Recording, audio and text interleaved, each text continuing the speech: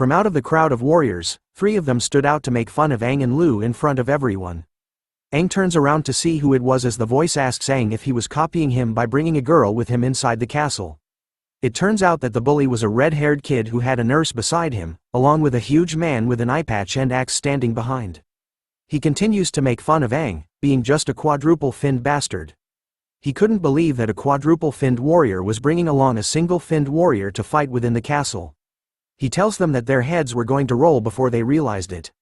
Lu could only call the red-haired kid trash after hearing his rude comments about them, but Aang tells him not to bother, since there was no need for them to mess with such a low-level insult. It turns out that the red-haired kid was someone important as the other warriors around him noticed who he was. He was the young master from the Eula city's mayor family, called Uther.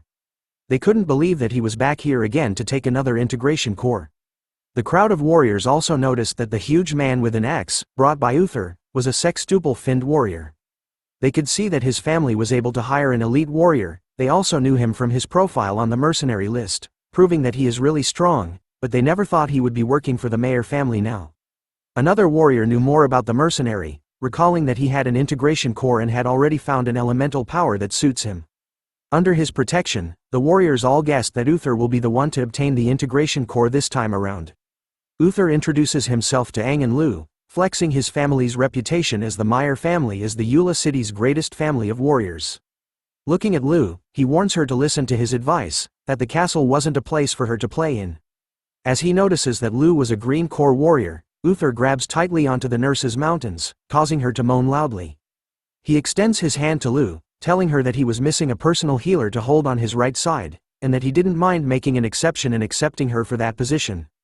But all his words mean nothing as someone laughs. Uther could see that Aang and Lu were talking amongst themselves, ignoring his words completely and not even giving him a single reply. This angers Uther as he shouts at them for not recognizing his family's name, and starts to scold Lu with a bunch of insults.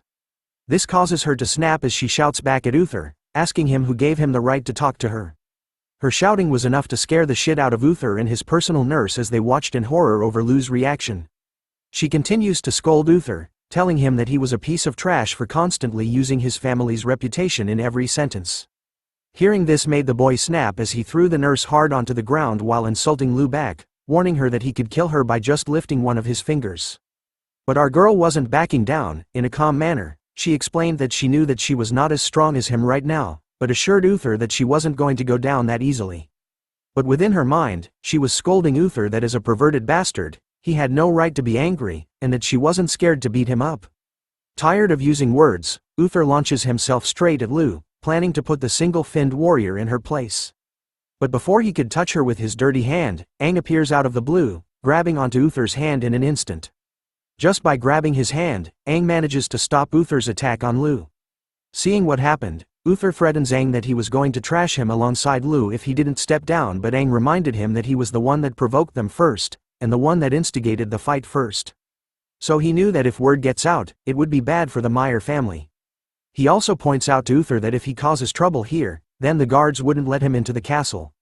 Which was why Aang wanted them to talk things out first, since Uther's hand was trembling while Aang was holding it. Not willing to reason with words, Uther starts to activate his ability to start the fight instead, but the mercenary he hired calls out to him, stopping him in his actions. The mercenary points out to Uther that Aang wasn't wrong, and that all the warriors here are all worthy warriors with considerable strength. Meaning that it wouldn't look good for him since he might end up with a bad reputation the moment he arrived here.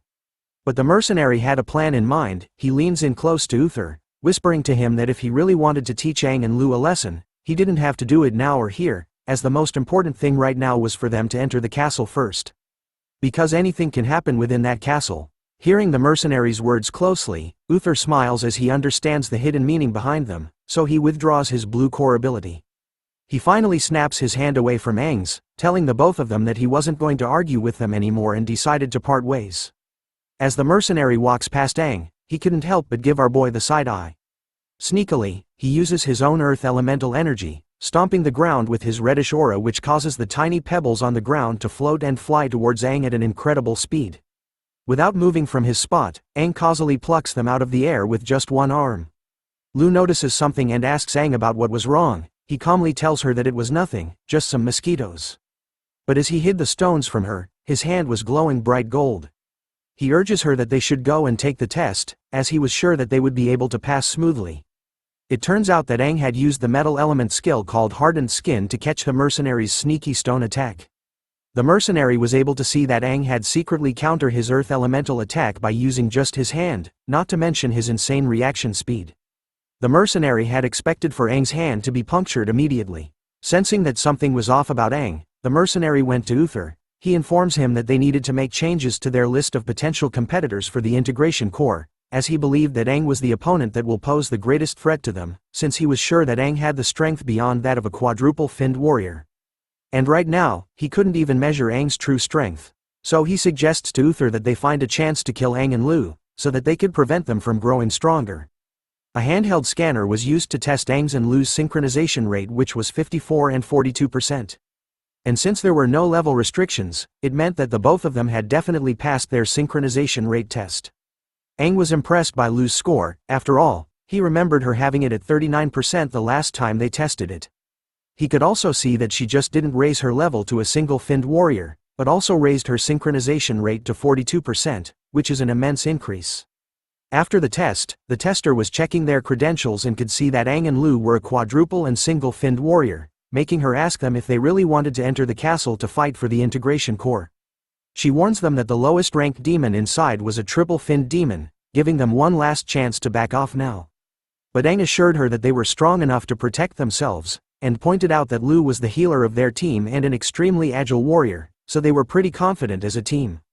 Hearing Aang's remarks about her, Lu turned her face in disagreement, but within her mind she was pissed that she had been reduced to just a healer. Which was awful to her. The tester reveals to them that there has never been a warrior lower than a quintuple-finned warrior that has entered the castle. She knows that although they didn't have a level restriction, Aang's team is the lowest leveled team in history to have entered the castle. As she had warned them earlier on, the integration core can only be found within the castle's unique integration core demon. These demons will only appear once every certain period of time. Once it is killed, it will take a good while before another one appears.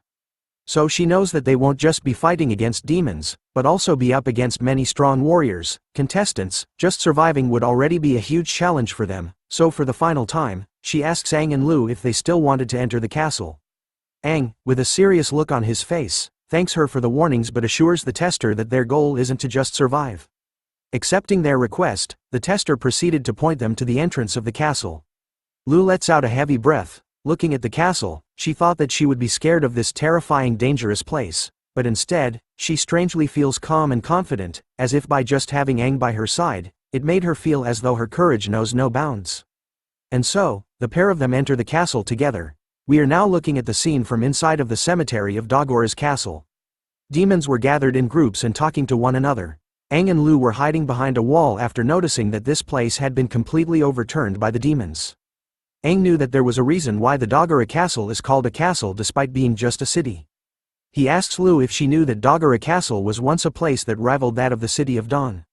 Because it was located in the middle of the country, Aang recalled that in the past, this place was thriving with life, but due to the demon invasion, it slowly descended into ruin. Eventually becoming a battlefield itself where Aang had personally fought in. After that, the ancient castle in the city, which acted as a central point for the entire continent, was taken over by demons, and no one dared to continue living there. Aang, with a sad look on his face, recounted that humanity had started to call this city a castle instead, probably so that they could forget about the city's past glory. Lu was impressed by Aang's knowledge of this place, but he simply tells her that these were stories that he had heard from when he was little. After chilling for a while, Aang decided that they needed to move. In order to find the unique demon that has the integration core, they also needed to preserve their energy and avoid unnecessary conflicts. But Lu could spot an explosion not far from them. Knowing that there was a fierce battle going on over there, she asks Aang if they should go and help. But he says no, explaining that at least within the castle, they shouldn't extend a helping hand to anyone. Aang said this to her because he knew that Lu had only lived in Helios City since she was young, which was why she still had so much compassion, but it meant that she had no idea of how evil this world can be. After all, Aang knew that the type of people they met at the castle's entrance, Uther and his ground, were only just a taste of what the majority of the warriors were gonna be. In here, there were going to be even more of these selfish and insufferable people. But as he turns around to tell Lu that they needed to be cautious by not lending anyone a helping hand, something shocks Aang. It turns out that a blue core finned demon was able to sneak up behind them, to the point that it was only inches away from Lu and Aang. The finned demon strikes the spot where they were without hesitation, but Aang was faster. He manages to grab Lu into his arms and bring her to safety. Which surprises the blue core finned demon, as it didn't expect for Aang to be able to react to its surprise attack that easily. Since its water elemental attack was both soundless and hard to detect, so what Aang did shouldn't have been possible. It's revealed that this blue core finned demon was a water element and quintuple. As Aang lets Lu stand up, she wonders how a quintuple finned demon managed to get behind them. She believes that it had used its water element to remain in a silent and fluid state. Utilizing its agility to draw closer to them, Lu knew that if Aang hadn't noticed it in time, then she would probably have been killed. Looking at the blue core finned demon, Aang suggests to her that they needed to kill it quickly, so as to not attract any more attention from the other demons, as well as the attention of any other warrior teams that were around them. Summoning his broadsword, Aang decided that they needed to go all out and to finish off the blue core finned demon quickly. Lu agrees with his plan, summoning her green core regeneration aura. In her mind, she has decided to not be careless anymore in order to not be a burden to Aang. The blue finned demon could hear Aang's plan about finishing it off quickly, so it started to laugh, as it couldn't believe that a quadruple finned warrior and single finned warrior was looking down on it. It calls it cute before disappearing in an instant in front of Aang and Lu, and reappearing in the air above them. As it stretched its arms from both sides, water droplets started to appear in its palms. The blue finned demon was casting an ability called the Rainfall's Waltz. The ability had transformed the water droplets in the sky into sharp spears made out of ice. Once the ability was casted finished, the blue finned demon aimed it towards Aang and Lu, raining down spears of ice straight towards them. Aang could see that it was an area of effect skill, so he shouts at Lu to come to him. As the spears of ice landed all around them, we could see tree branches appearing in the middle of the battle where Aang and Lu were. The blue core finned demon was confident in its skills, believing that with just a quadruple and single finned demon, it wouldn't even spare a single glance towards their corpses. But as it landed back on the ground to check, it was surprised to see a barrier made out of wood and metal elemental energy. Aang had managed to summon a barrier made out of wood and metal elemental energy, protecting himself and Lu completely from the spears made out of ice. But the blue core finned demon was confused on how it was possible for Aang to use two different types of elemental energies when only quintuple finned warriors could use the elements that way.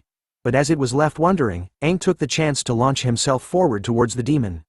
Seeing that Aang was coming to it instead, it stomps its foot hard into the ground, promising Aang that it was going to pierce him till he was full of holes.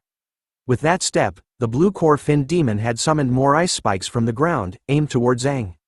But he wasn't scared of it at all, because he could also use the water element, just like the demon. Using the water element, Aang had transformed himself into water in order to dodge the ice spikes that were coming from the ground. The blue core demon was stunned to see the speed of Aang, who reappears in his warrior form right below it, asking the demon if it was shocked. It turns out that the demon was fooling Aang this entire time, believing that even with the speed of the water element, Aang couldn't catch up with it. But Aang plays the Uno reverse card and shouts for Lu to appear. And so she does, appearing right behind the blue core finned demon this time. Unleashing her green core ability, Lu lands a massive drop kick directly on the back of the blue finned demon, pushing it towards Aang, who aims for its core straight away. He easily stabs the blue finned demon straight into its core using his broadsword. The match between the blue core finned demon against Aang and Lu ended with their victory. Aang hands over the quintuple blue core to Lu, using it as a symbol for their future fights together. As a single finned core warrior, Lu could only gracefully accept Aang's gift. While looking at the dead demon, she promises it that she wouldn't even give its body a single glance. Thanks for watching the latest part from the voice of Manhwa. Subscribe for more content and don't forget to comment below what you want to see in the future. Like and share for more.